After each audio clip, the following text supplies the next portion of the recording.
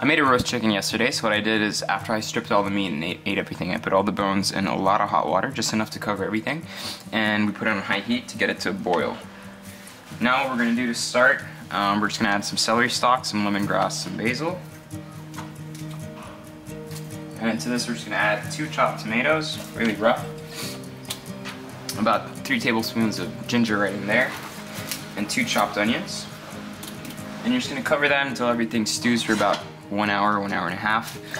Make sure it's just a soft boil, not a roiling boil, because you don't want all the water to evaporate. You really want all those flavors to build slowly.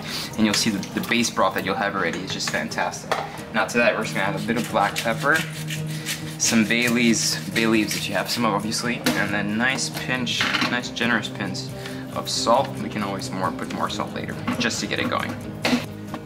Once your stock has basically been passed through a sieve, you're just going to add some gabi.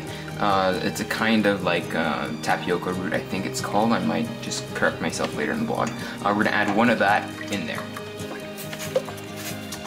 Now in a hot pot here, I'm just going to add 2 tablespoons of crushed garlic into oil, 2 tablespoons of chopped ginger, and 2 onions to slice. And I'm going to get everything nice and caramelized. Once everything is well browned like that, I'm going to add 2 pieces of chopped chicken breast with about half a teaspoon of Thai chili paste, just in there, and about half a teaspoon of fish sauce, just to flavor everything properly.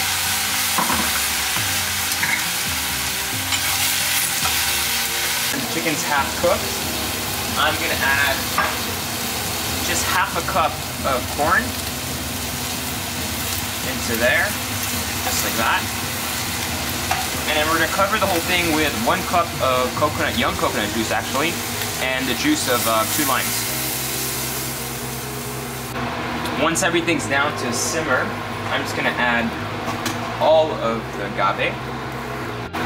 And then we're going to cover everything with our chicken stock.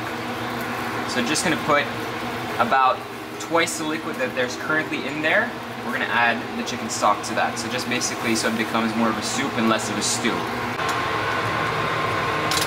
So once all that's done, it's very simple now. We're just going to pour everything into a bowl. Reduce the heat. The whole thing. This recipe is good for about 2 people. And it's just great. It's like a homey, Asian style, my favorite. We're just going to take some nice spring onions, and I'm just going to put everything right there in the middle. If you have coriander, please put coriander. If you have a chili, put a chili, and then serve this with a couple of limes on the side. It just makes it so much better.